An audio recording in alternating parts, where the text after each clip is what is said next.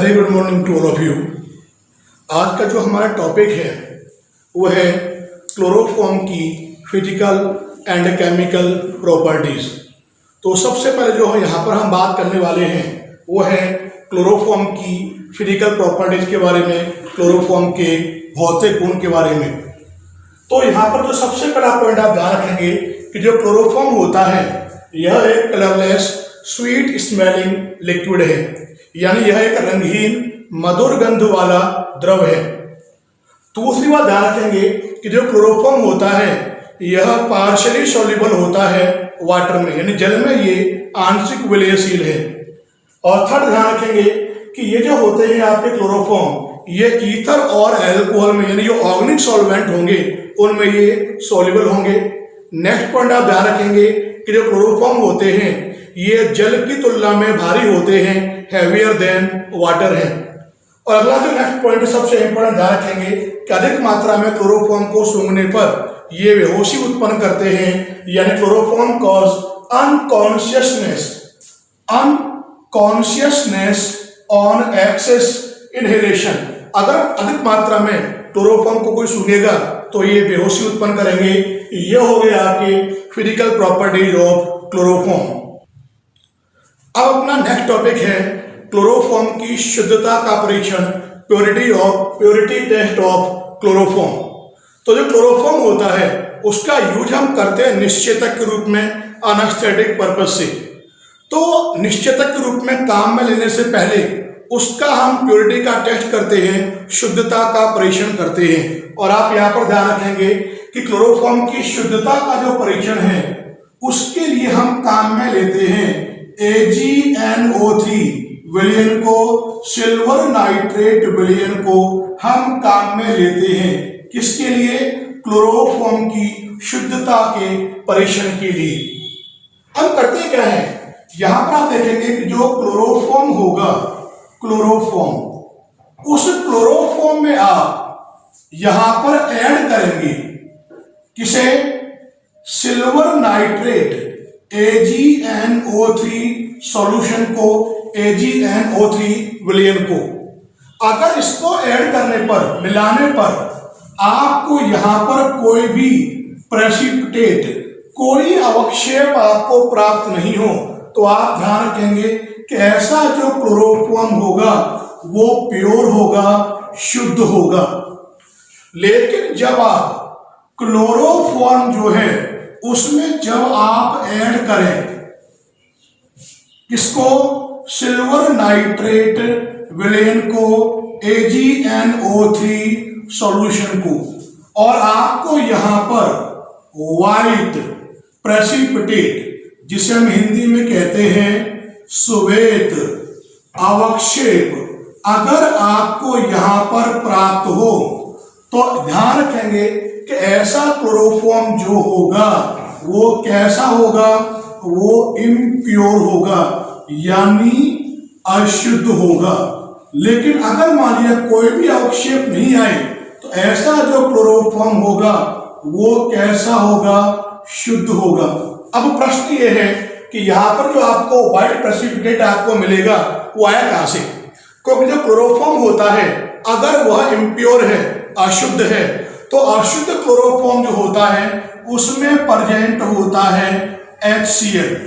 और जैसे ही आप अशुद्ध क्लोरोफॉर्म में आप मिलाएंगे AgNO3 को, सिल्वर नाइट्रेट सॉल्यूशन को, विलयन को, तो होगा क्या कि ये आपस में करेंगे रिएक्शन, अभिक्रिया होगी। किस प्रकार से होगी? इसका तो ये वाला Cl, इसका ये वाला Ag, ये यहां पर रिएक्शन करके क्या निकालेंगे? ये यहां पर देंगे AgCl का प्रेसिपिटेट देंगे, अवक्षेप देंगे, और साथ में क्या प्राप्त होगा आपको? यहाँ पर HNO3 आपको यहाँ पर प्राप्त होगा।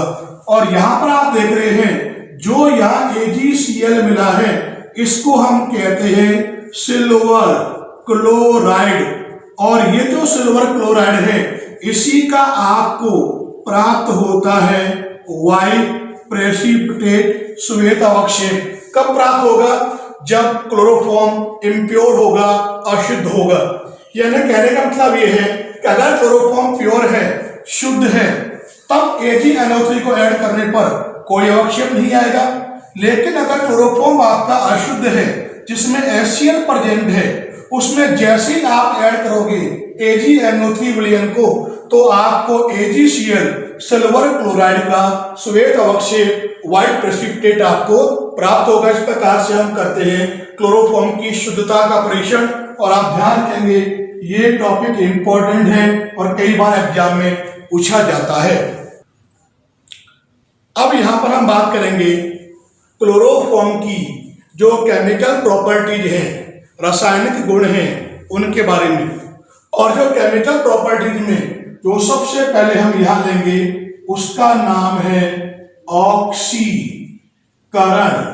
और आप जानते हैं ऑक्सीकरण को हम कहते हैं ऑक्सीडेशन। और ये जो रिएक्शन है ये इंपॉर्टेंट है, यहां पर आप इस बात का विशेष ध्यान रखेंगे। अब होगा क्या यहां पर कि जो क्लोरोफॉर्म है, जब वायुमंडलीय ऑक्सीजन और प्रकाश के संपर्क में आएगा तो यह ऑक्सीकृत होकर एक विषैली गैस फॉस्जीन का निर्माण करेगा, जिसको हम कार्बोनिल क्लोराइड भी कहते हैं। यानी when chloroform gets contact with air and light, then it gets oxidized into a poisonous gas phosgene, which is also known as carbonyl chloride। अब जो केमिकल रिएक्शन होगी यहाँ पर किस प्रकार से होगी वो देखिए। तो यहाँ पर आप देखेंगे ये लिया हमने ट्वाइस, ये हो गया CHCl3, ये तो हो गया आपका क्लोरोफॉर्म। यहां पर आपने ले लिया क्या, वायुमंडलीय ऑक्सीजन। और ये जो रिएक्शन आप यहां कराएंगे ये आप कराओगे लाइट यानी प्रकाश की उपस्थिति में। तो होगा क्या यहां पर, ये देगा यहां पर ट्वाइस COCl2 और साथ में देगा यहां पर ये ट्वाइस HCl। और आपको मैंने बताया भी था कि जो इम्प्योर अशुद्ध क्लोरोफॉर्म होगा उसमें HCl प्रेजेंट है, और आप यहां देख रहे हैं आपको यहां पर HCl मिल रहा है। ये जो केमिकल रिएक्शन लिखी है मैंने, इसमें जो यहां पर आप देख रहे हैं COCl2, ये क्या है, इसका नाम होता है फॉस्जीन गैस। ये इसका नाम है, जिसे हम कहते हैं क्या है, इसको हम कार्बोनिल क्लोराइड भी कहते हैं। और ये जो होती है फॉस्जीन गैस, ये कैसी गैस है, यह एक विषैली गैस होती है, पॉइजनस गैस है। इस प्रकार से क्लोरोफॉर्म के ऑक्सीकरण की क्रिया होती है, ऑक्सीडेशन रिएक्शन होती है। यहां पर ध्यान रखेंगे आप कि जो क्लोरोफॉर्म होता है उसका यूज हम करते हैं एनेस्थेटिक पर्पस से, निश्चेतक के रूप में। इसीलिए जो क्लोरोफॉर्म है उसको निश्चेतक के रूप में काम में लेने से पहले हम उसका करते हैं प्योरिटी टेस्ट, जो मैंने आपको बताया था। और उसके स्टोरेज में उसमें कुछ प्रिकॉशंस हैं, कुछ सावधानियां हैं जिसको हम रखते हैं। तो यहां पर हम बात करेंगे अब यहां पर हम बात करेंगे precautions to prevent oxidation of chloroform. जो क्लोरोफॉर्म का जो ऑक्सीडेशन है उसके रोकने के लिए जो सावधानियां हैं उनके बारे में यहां पर हम बात करेंगे। तो जो सबसे पहली सावधानी जो आप ध्यान रखेंगे, नंबर 1 कि क्लोरोफॉर्म का जो स्टोरेज है, स्टोर करते हैं डार्क ब्राउन कलर्ड बोतल में, यानी रंगीन ब्राउन कलर की जो कांच की बोतल होगी उसमें हम क्लोरोफॉर्म को संग्रहित करेंगे, स्टोर करेंगे। दूसरी बात ध्यान रखेंगे कि जो रंगीन बोतल होगी उसको कंप्लीट फिलअप कर देंगे क्लोरोफॉर्म के द्वारा उसके ऊपर मुंह तक।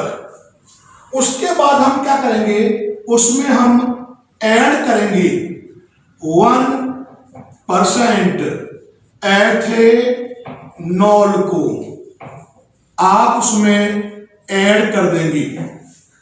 1% एथेनॉल हम क्यों ऐड करेंगे, अगर मान लिया क्लोरोफॉर्म का ऑक्सीडेशन हो भी जाए तो आपको ध्यान है वो क्या बनाएगा, वो वहां पे निर्माण करेगा किसका, फॉस्जीन का। क्या होता है फॉस्जीन, COCl2, ये हो गया आपका फॉस्जीन। अगर मान लीजिए इसका फॉर्मेशन हो भी जाएगा तो यहां पर जो आपने ऐड किया है 1% एथेनॉल, वो इसके साथ रिएक्ट करेगा और क्या देगा यहां पर, ये देखो रिएक्शन होगी कैसे, ये होगा OHC2H5, ये भी हो जाएगा यहां पर OHC2H5। ये क्या लिया यहां पर आपने, यहां पर 1% एथेनॉल को। अब जब इनकी रिएक्शन होगी तो देखिए यहां पर होगी रिएक्शन किस प्रकार से, इसका तो ये वाला Cl, इसका ये वाला H, ये यहां रिएक्शन करके 1 मोल निकालेगा HCl, बिल्कुल सेम यहां पर इसका Cl, इसका H, ये भी यहां पे रिएक्शन करके ये निकालेगा HCl। तो कुल मिलाकर इस रिएक्शन में क्या मिलेगा, 2 HCl। अब जो पीछे बचा है उसको आप ऐड कर देंगे और क्या मिलेगा आपको, यहां पर CO, यहां है OC2H5 और यहां पर क्या है OC2H5। नाम क्या हो जाएगा इसका, ये हो जाएगा डाई एथिल कार्बोनेट। ये आपको यहां पर मिलेगा। और आप जानते हैं कि जो ये फॉस्जीन गैस होती है ये तो होती है जहरीली गैस है, विषैली गैस है, पॉइजनस गैस है, लेकिन जो यहां पर आपको मिलेगा डाई एथिल कार्बोनेट, ये अविषैला नॉन पॉइजनस कंपाउंड होता है, अविषैला यौगिक होता है। इसीलिए हम जो क्लोरोफॉर्म है उसमें हम ऐड करते हैं 1% एथेनॉल को। इसके बाद आप ध्यान रखोगे कि जो आपके क्लोरोफॉर्म की जो बोतल होगी उसको आप क्या करोगे, रख दोगे कहां पर, अंधेरे में, डार्क प्लेस में। और एक बात तो ध्यान रखोगे कि डार्क प्लेस में रखने से पहले उस बोतल को जो ब्लैक पेपर होता है, ब्लैक पेपर से आप उस बोतल को कवर्ड कर दोगे, कवर्ड कर देंगे उस बोतल को। उससे होगा क्या कि जो बोतल ब्लैक पेपर से कवर्ड हो जाएगी तो वो लाइट के कांटेक्ट में नहीं आएगा क्लोरोफॉर्म। और फिर उसके बाद हम क्या करेंगे, उसको हम अंधेरे में क्लोरोफॉर्म जो है उसको आप रख देंगे। इस प्रकार से हम जो क्लोरोफॉर्म का जो ऑक्सीडेशन है उसको हम रोक सकते हैं, प्रिवेंट कर सकते हैं। अब जो यहाँ पे हम सेकेंड रिएक्शन ले रहे हैं उसका नाम है अपचयन रिडक्शन। और यहाँ पर आप ध्यान रखेंगे कि अलग अलग अपचयन के द्वारा जो क्लोरोफॉर्म है अपचयित होकर, रिड्यूस होकर डिफरेंट प्रोडक्ट देगा, उत्पाद देगा। जैसे मान लिया मैंने यहाँ पर ले लिया CHCl3 ले लिया, ये है क्लोरोफॉर्म, इसका आप यहां कराओगे अपचयन, कर दिया मैंने 2H। और यहां मान लिया मैंने अपचय के रूप में जिंक प्लस HCl ले लिया अपचय के रूप में। तो इसका तो एक H, इसका एक Cl, ये तो यहां पर निकालेगा क्या, HCl। अब देखो पीछे क्या बचा, यहां पर एक H जो बचा है वो आ जाएगा यहां पर, तो यहां एक H है, एक H और आ गया, तो ये हो गया CH2। यहाँ HCl जा चुका है तो यहाँ 2 रह गए और ये हो जाएगा Cl2। यहां आपको मिलेगा डाई क्लोरोमेथेन, ये आपको यहां पर प्राप्त होगा। अगर इसी रिएक्शन में आप अपचायक के रूप में जिंक के साथ वाटर को लें, जल को लें, तो देखिए यहां लिया मैंने CHCl3, क्या है ये, क्लोरोफॉर्म। अब आप यहां पर कराओगे इसका क्लोरोफॉर्म का अपचयन, लेकिन जो आप यहां पर रिड्यूसिंग एजेंट काम में ले रहे हैं, अपचायक के रूप में जो आप काम में लेंगे वो लोगे आप यहां पर जिंक के साथ H2O, जल को आप यहां पर काम में लेंगे। देखिए जो रिएक्शन होगी वो किस प्रकार से होगी, तो यहां पर आप देखेंगे इसके तो 3 H, इसके 3 Cl, ये तो यहां निकालेगा थ्राइस HCl।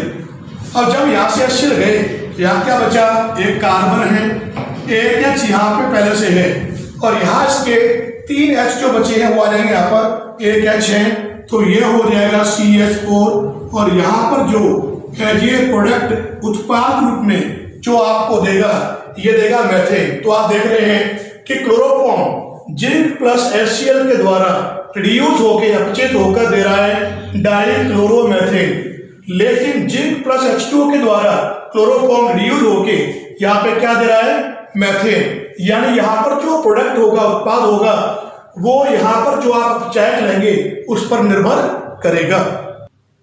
इसके बाद जो अगली रिएक्शन हम ले रहे हैं वो है रिएक्शन विद एसीटोन, और आप ध्यान रखेंगे ये रिएक्शन मोस्ट इंपॉर्टेंट है और कई बार बोर्ड के एग्जाम में पूछी जा चुकी है। तो यहां देखिए मैंने क्या किया, सबसे पहले आप लेंगे एसीटोन को। क्या होता है एसीटोन, CO, यहां लगा दिया आपने CH3, और यहां पर भी लगा दिया आपने CH3। इसका नाम है एसीटोन।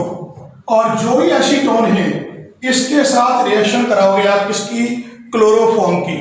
क्लोरोफॉर्म क्या होता है, CCl3 और कार्बन से लगा हुआ एक H, ये है आपका क्लोरोफॉर्म CaCl3।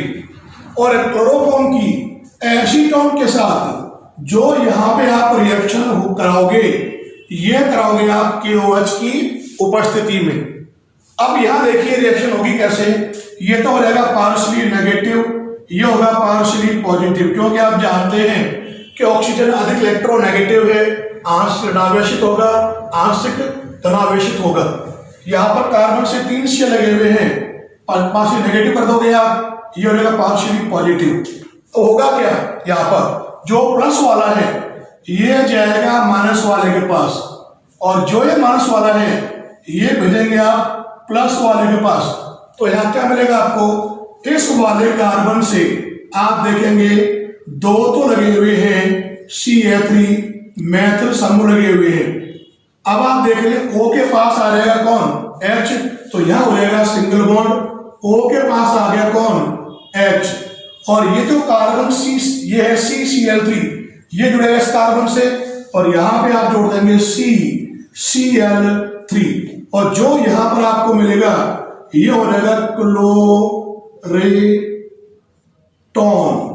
ये आपको यहां पे मिलेगा क्लोरेटोन। क्या नाम है इसका, इसको हम कहते हैं क्लोरेटोन कहते हैं।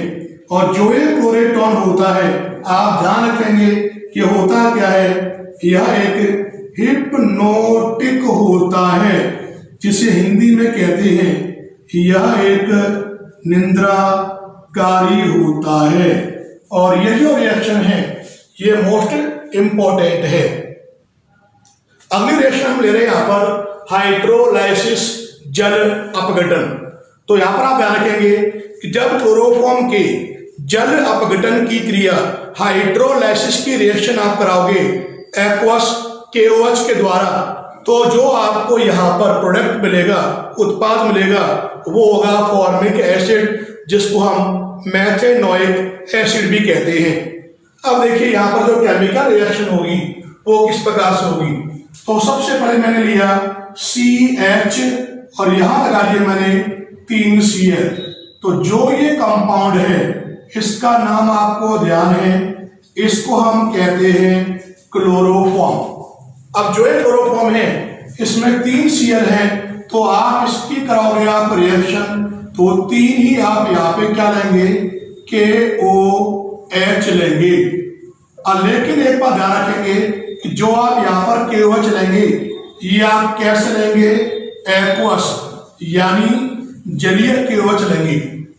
अब इनकी जब आप रिएक्शन करेंगे तो ये देखिए यहाँ जो केमिकल रिएक्शन होगी वो किस प्रकार से होगी। तो इनके तो तीनों के तीनों Cl, इसके ये तीनों के तीनों के, ये यहां पर रिएक्शन करके ये यहां निकालेगा क्या, माइनस थ्राइस KCl, और जहां जहां Cl लगे हुए थे वहां कौन जुड़ेंगे आकर OH, और क्या मिलेगा आपको यहाँ पर, ये हो जाएगा यहाँ पर H, ये C, जहां Cl था वहां ये आ गया पहला है OH, ये दूसरा OH और ये आपने लगा दिया तीसरा OH। अब आपने पढ़ रखा है कि कभी भी एक कार्बन पर दो OH नहीं आते, अगर आएंगे तो ऐसा कंपाउंड जो होगा वो कैसा होगा, अनस्टेबल होगा, यानी अस्थाई होगा। अब होगा क्या यहाँ पर कि जो OH लगे हुए हैं वो आपस में करेंगे इंटरेक्ट, उनको जैसे ही आप यहाँ पर हीट करेंगे तो होगा क्या, एक का तो ये H और एक का ये वाला OH, ये यहाँ रिएक्शन करके H2O को निकालेगा। अब देखो पीछे बचा क्या यहाँ पर, ये हो जाएगा HC, यहाँ आ जाएगा टर्बन O और नीचे क्या लगा हुआ है OH, और जो यहाँ पर आपको मिला है इसका नाम क्या हो जाएगा, फॉर्मिक एसिड, जिसको हम IUPAC में नाम देते हैं मेथेनोइक एसिड, मेथेनोइक अम्ल। इस प्रकार से क्लोरोफॉर्म के हाइड्रोलाइसिस के द्वारा हमें मेथेनोइक एसिड, फॉर्मिक अम्ल प्राप्त होता है। इसके बाद जो हमारी नेक्स्ट रिएक्शन है वो है नाइट्रेशन, नाइट्रीकरण। आप ध्यान रखेंगे आप, ये जो रिएक्शन है ये भी बोर्ड के एग्जाम के पॉइंट ऑफ व्यू से बहुत ही इंपॉर्टेंट रिएक्शन है। अब इसमें होगा क्या, वो देखिए कि जो क्लोरोफॉर्म है उसका हम कराएंगे नाइट्रेशन, किसके द्वारा, ये आप कराओगे कंसंट्रेटेड सांद्र, आप लेंगे HNO3 के द्वारा आप कराएंगे यहाँ पर नाइट्रीकरण की क्रिया कराओगे सांद्र नाइट्रिक अम्ल से। तो जो आपको प्रोडक्ट मिलेगा उसका नाम होगा क्लोरोपिक्रिन। क्या मिलेगा प्रोडक्ट आपको यहाँ पर, यहाँ मिलेगा आपको क्लोरोपिक्रिन आपको मिलेगा। और आप ध्यान रखेंगे कि जो ये क्लोरोपिक्रिन होता है उसका यूज किया जाता है वार गैस के रूप में, यानी हम कहते हैं युद्ध गैस के रूप में। अब यहां नाइट्रेशन की जो केमिकल रिएक्शन होगी कैसे होगी वो देखिए। तो यहां पे हम ले रहे हैं पहले Cl3, C और कार्बन से लगा हुआ है H, ये हो गया ClCl3। क्या नाम इसका, इसका नाम है क्लोरोफॉर्म। और क्लोरोफॉर्म की रिएक्शन आप यहां कराएंगे सांद्र नाइट्रिक अम्ल से। तो ये लिया देखो मैंने यहाँ पर OH और यहां लगा दिया मैंने NO2, क्या हो गया HNO3। और आप जानते हैं कि जो ये HNO3 है ये क्या है, नाइट्रिक अम्ल। कैसा हो गया आप नाइट्रिक अम्ल, ये लोगे आप यहाँ पे सांद्र नाइट्रिक अम्ल लोगे। जब इनकी आप यहाँ रिएक्शन करेंगे तो ये देखिए रिएक्शन होगी कैसे। तो इसका तो ये वाला H, इसका ये वाला OH, ये यहां आपस में रिएक्शन करके वाटर मॉलिक्यूल को, जल के अणु को निष्कासित करेंगे। अब देखो पीछे क्या बचा यहां पर, यह हो गया Cl3, यह हो गया C, और इस वाले कार्बन से कौन मिलेगा कर NO2 आके जुड़ेगा। और आपको मैंने बताया था जो प्रोडक्ट मिलेगा उसका नाम क्या होगा, क्लोरोपिक्रिन, ये इसका नाम होगा। और ये जो क्लोरोपिक्रिन है ये होती क्या है, यह एक वार गैस है, युद्ध गैस के रूप में काम में आती है। इसके बाद जो अगली रिएक्शन हम ले रहे हैं उसका नाम है क्लोरीनेशन, क्लोरीनीकरण। तो यहां पर आप ध्यान रखेंगे कि यहां पर जो क्लोरोफॉर्म होगा उसकी रिएक्शन हम कराएंगे सनलाइट की प्रेजेंस में क्लोरीन से। तो आपको जो प्रोडक्ट मिलेगा वो होगा कार्बन टेट्रा क्लोराइड। तो देखो मैंने यहां पर ये लिया CHCl3 ले लिया, ये क्या है, ये हो गया आपका क्लोरोफॉर्म। यहां पे आप कराओगे इसकी क्रिया किससे, Cl2 के साथ, क्लोरीन के साथ। और ये जो रिएक्शन आप कराएंगे ये आप कराएंगे सनलाइट की प्रेजेंस में। तो इसका तो एक H, इसका एक Cl, ये यहाँ पे निकालेगा क्या, HCl। अब यहाँ एक Cl जो बचा है वो यहाँ पे ऐड कर दोगे। कार्बन एक जा चुका है, 3 Cl है, एक और आ जाएगा तो ये हो जाएगा CCl4। और जो ये CCl4 है इसका नाम है कार्बन टेट्रा क्लोराइड, यानी जो आपका क्लोरोफॉर्म है उसके क्लोरीनीकरण के द्वारा हमें कार्बन टेट्रा क्लोराइड प्राप्त होता है। अगली रिएक्शन है यहाँ पर reaction with silver powder, silver powder के साथ अभिक्रिया। और आप ध्यान रखेंगे यहाँ पर कि जब आप क्लोरोफॉर्म की रिएक्शन कराओगे सिल्वर पाउडर के साथ, आप हीट करोगे क्लोरोफॉर्म को तो यह एसिटिलीन का निर्माण करता है। और ये जो रिएक्शन है ये भी कई बार बोर्ड के एग्जाम में पूछी जा चुकी है। तो यहां देखिए मैं लिया CH, ये लिया Cl3, ये हो गया क्लोरोफॉर्म का फर्स्ट मोल। यहां मैंने लिया CH, ये हो गया Cl3, क्लोरोफॉर्म का सेकंड मोल। 3 Cl यहां पर है, 3 यहां पर है, तो कुल मिला के आप यहां पे क्या लेंगे, 6 Ag लेंगे। और जब आप यहां पर इनको हीट करोगे, गर्म करोगे, तो यहां रिएक्शन होगी कैसे, इसका तो ये तीनों के तीनों Cl, इसके भी तीनों के तीनों Cl और 6 Ag। ये जो पोर्शन आप देख रहे हैं बीच वाला, ये यहां पर रिएक्शन करके क्या निकालेगा, ये यहां निकालेगा 6 AgCl। और यहां देखोगे आप क्या मिलेगा आपको, यहां पर ये हो जाएगा HC, यहां पे क्या है CH। और जो ये दोनों कार्बन हैं इनके बीच में आप यहां पर ट्रिपल बॉन्ड लगा देंगे और जो यहां मिलेगा ये हो जाएगा एसिटिलीन। ये आपको यहां पे मिलेगा उत्पाद के रूप में। इस प्रकार से यहां पर आप देख रहे हैं क्लोरोफॉर्म की रिएक्शन होती है सिल्वर पाउडर के साथ, सिल्वर चूर्ण के साथ। अब जो नेक्स्ट रिएक्शन है उसका नाम है हॉफमैन कार्बेल एमाइन रिएक्शन। और ये जो रिएक्शन ध्यान रखोगे ये सबसे मोस्ट इंपॉर्टेंट रिएक्शन है। यहां पर आप ध्यान रखेंगे कि ये जो रिएक्शन है हॉफमैन कार्बेल एमाइन अभिक्रिया, ऐसी को हम नाम देते हैं आइसोसाइनाइड टेस्ट भी कहते हैं। क्या नाम इसका, आइसोसाइनाइड परीक्षण। यहां पे ध्यान रखेंगे कि जो आपके एलिफेटिक या फिर एरोमेटिक जो 1 डिग्री एमीन होंगी, एलिफेटिक या एरोमेटिक 1 डिग्री एमीन, ये तो इस टेस्ट को दर्शाएंगी, शो करेंगी इस रिएक्शन को।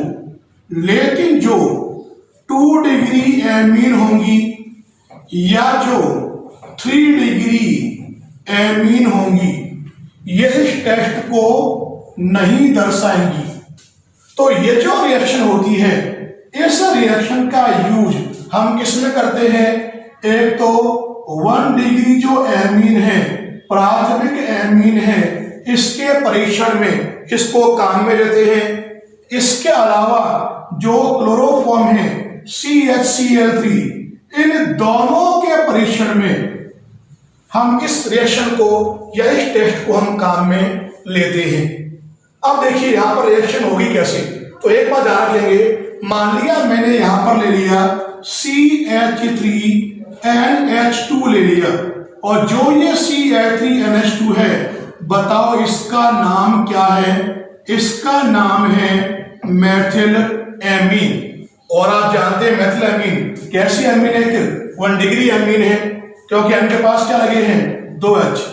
इसकी रिएक्शन कराओगे, साथ में आप यहां पे क्या लोगे, CHCl3 ले लिया आपने।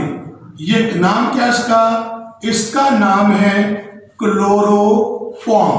अब क्योंकि यहां 3 Cl है तो साथ में आप यहां पे क्या लोगे, KOH या NaOH आप लेंगे, लेकिन जो KOH या जो आप NaOH काम में लेंगे, ये बात आप ध्यान रखेंगे, ये कैसे लोगे आप? एल्कोहलिक लोगे।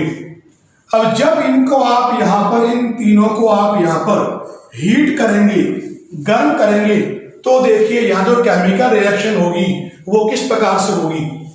तो इसके तो तीनों के तीनों Cl, इसके ये तीनों के तीनों K, ये यहां रिएक्शन करके ये तो यहां पे निकालेगा क्या? ये निकालेगा थ्राइस KCl निकालेगा। अब देखिए आप यहां पर इसका एक H, ये दूसरा H, ये तीसरा H, कितना हो गया H? 3H, और इसके ये 3 OH, ये निकालेंगे साथ में क्या यहां पर? थ्राइस H2O निकालेंगे, वाटर के 3 मोल एलिमिनेट होंगे।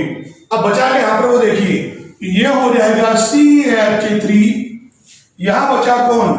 नाइट्रोजन, यहां कौन बचा? कार्बन, और यहां पे एक लगा दोगे डबल बॉन्ड और एक आ जाएगा कोऑर्डिनेट बॉन्ड, और जो ये बना है इसका यहां पे नाम होगा मेथिल आइसोसाइनाइड। और ये जो मिलेगा आपको मेथिल आइसोसाइनाइड, इसमें आप ध्यान रखेंगे इसकी जो स्मेल होगी ऑफेंसिव स्मेल होगी, अरुचिकर गंध होगी, या फाउल FOUL, एक नाम और हम देते हैं FOUL, फाउल स्मेल, बहुत ही बदबूदार गंध होगी। तो यहां ध्यान रखेंगे कि जो यहां पर आपको मिलेगा आइसोसाइनाइड, उसकी स्मेल के बारे में मैंने आपको बताया, कैसी स्मेल होगी? ऑफेंसिव स्मेल कंटेनिंग सब्सटेंस आपको मिलेगा। बिल्कुल सेम रिएक्शन हम लेंगे एरोमेटिक 1 डिग्री एमीन के साथ। मान लिया यहां पर जो एरोमेटिक 1 डिग्री एमीन हम ले रहे हैं वो है एनिलीन, तो देखिए मैंने यहां पर ये लिया बेंजीन रिंग, और यहां लगा के मैंने क्या? बिल्कुल सेम ग्राम में NH2। नाम क्या है इसका? इसका नाम है एनिलीन। यह होती क्या है? यह एक एरोमेटिक 1 डिग्री एमीन है, एरोमेटिक प्राथमिक एमीन है। यहां पे आप क्या लेंगे? CHCl3 क्लोरोफॉर्म, साथ में क्या लोगे आप? यहां पे थ्राइस KOH या NaOH, और ये आप कैसा लोगे आप? यहां पर ये लोगे आप एल्कोहलिक। जब आप यहां रिएक्शन करेंगे, हीट आप करेंगे, बिल्कुल सेम रिएक्शन होगी। क्या निकलेगा यहां पर? ये निकालेगा thrice KCl plus thrice H2O, और यहां क्या मिलेगा आपको पीछे? ये हो जाएगा यहां पर benzene ring and double coordinate bond, और ये C, इसका नाम हो जाएगा फेनिल आइसोसाइनाइड। ये आपको यहां पर मिलेगा, और ये जो मिलेगा आपको फेनिल आइसोसाइनाइड, इसकी कैसी होगी? ऑफेंसिव, या हम कहेंगे इसको ऑफेंसिव स्मेल, यानी अरुचिकर गंध होगी। और ये जो रिएक्शन है ये कहलाएगी हॉफमैन कार्बाइल एमीन रिएक्शन। इसी को हम कहते हैं आइसोसाइनाइड टेस्ट या आइसोसाइनाइड परीक्षण कहते हैं। अब यहां पर हम बात करेंगे कि जो हॉफमैन कार्बाइल एमीन रिएक्शन है उसकी जो मैकेनिज्म है वो किस प्रकार से होगी। तो जो सबसे पहला स्टेप यहाँ पे हम ले रहे हैं वो देखिए आप यहाँ पर कि सबसे पहले स्टेप में तो जो KOH है ये आयोनाइज होगा, और ये क्या देगा यहाँ पर? ये यहाँ पर देगा K+, और साथ में देगा यहाँ पर क्या? OH-।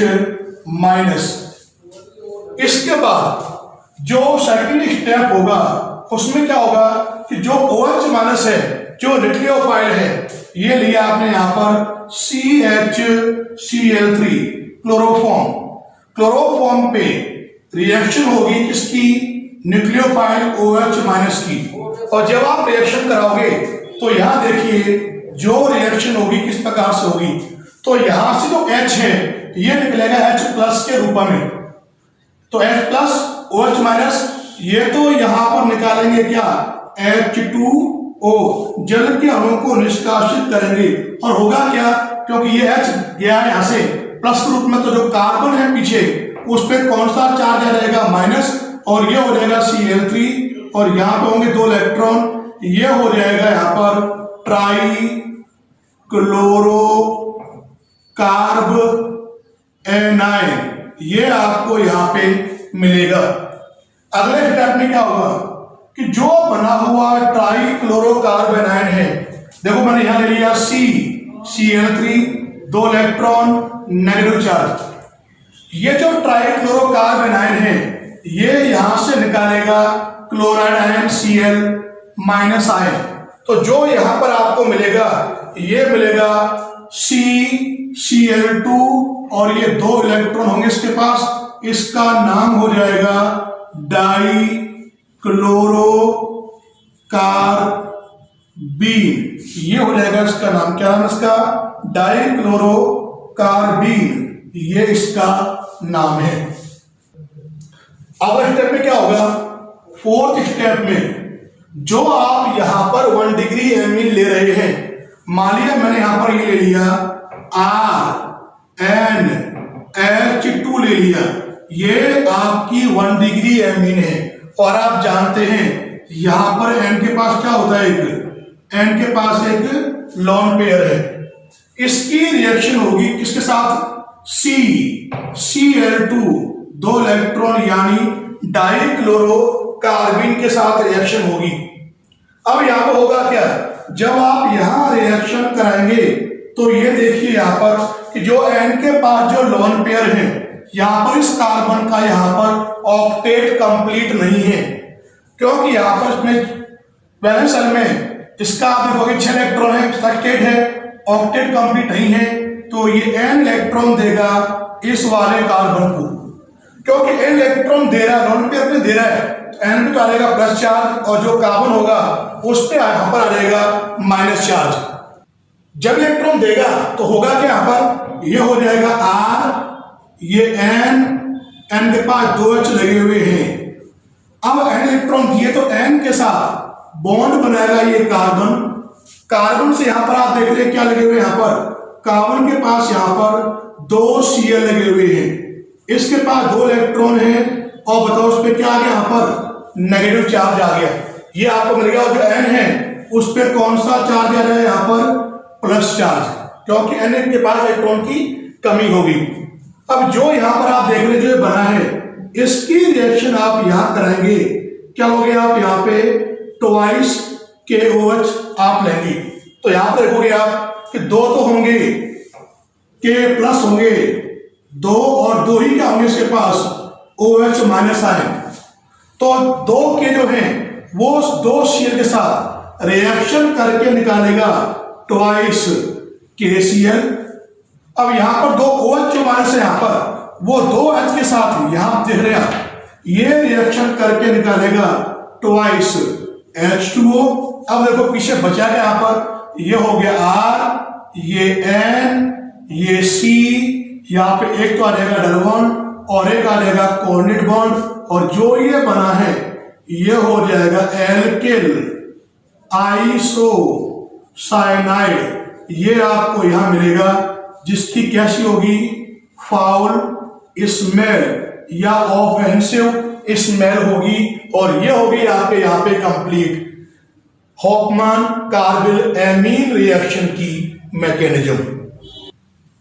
अगली रिएक्शन है राइमर टीमन अभिक्रिया। Reimer Tiemann reaction name reaction है, तो आप ध्यान रखेंगे ये भी एक मोस्ट इंपॉर्टेंट रिएक्शन है।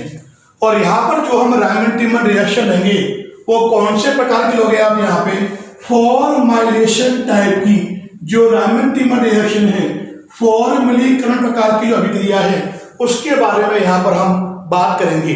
तो होगा क्या कि जब आप फिनॉल की क्रिया कराओगे किसके साथ, क्लोरोफॉर्म प्लस अल्कोहलिक KOH के साथ, तो ये देगा सैलिसिल एल्डिहाइड, और ये जो रिएक्शन होगी वो कहलाएगी कौन सी, राइमर टीमन रिएक्शन। यानी when phenol react with chloroform and alcoholic KOH, then it forms salicylaldehyde and this reaction known as Raymond-Tiemann reaction. अब रिएक्शन होगी कैसे वो देखिए। तो यहां देखो सबसे पहले मैंने लिया बेंजीन रिंग और बेंजीन रिंग पर लगा दिया मैंने क्या OH और आप जानते हैं इसका यह नाम क्या है फिनॉल। यहां पर आप लेंगे साथ में क्या क्लोरोफॉर्म क्या होता है CHCl3 और ये जो लिया है इसका नाम क्या है क्लोरोफॉर्म।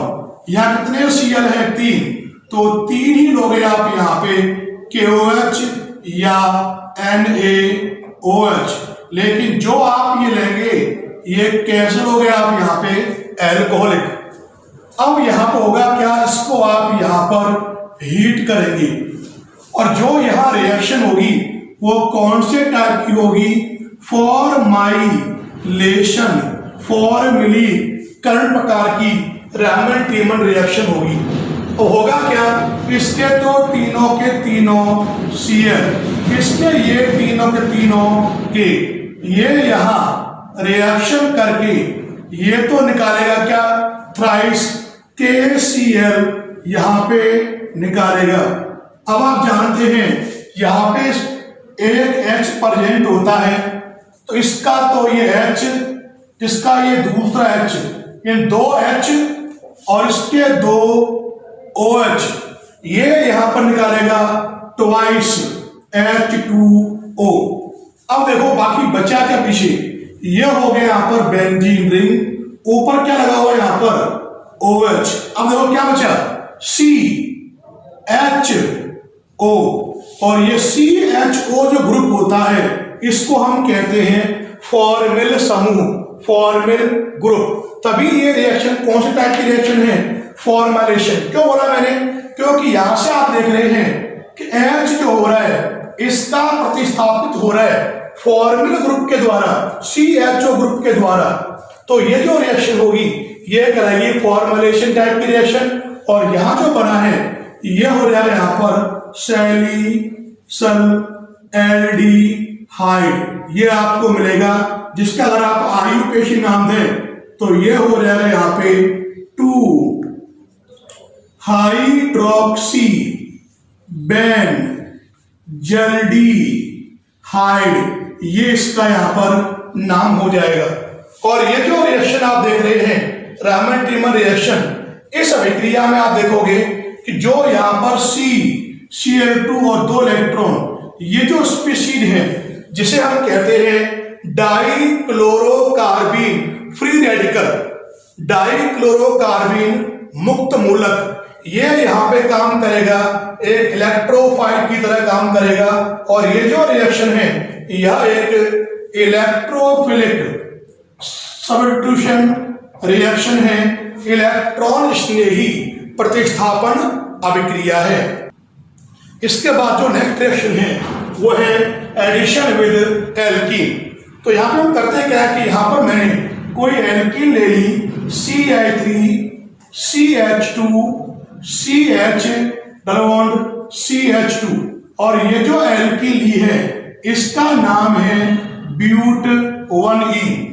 इस पे आप कराओगे योग एडिशन किसका ये लिया आपने HCCl3 ये लिया आपने यहाँ पे क्लोरोफॉर्म और ये एडिशन आप यहाँ पे आप कराएंगे पर ऑक्साइड की प्रदेश में परऑक्साइड की उपस्थिति में। एक बात आप जानते हैं कि जब किसी असिमेट्रिक एल्कीन पर पोलर मॉलिक्यूल कराओगे आप एडिशन परऑक्साइड की उपस्थिति में तो वहां जो रिएक्शन होती है वो एंटी मार्कोनिकॉफ रूल के अकॉर्डिंग होगी प्रति मार्कोनिकॉफ नियम के अनुसार होगी।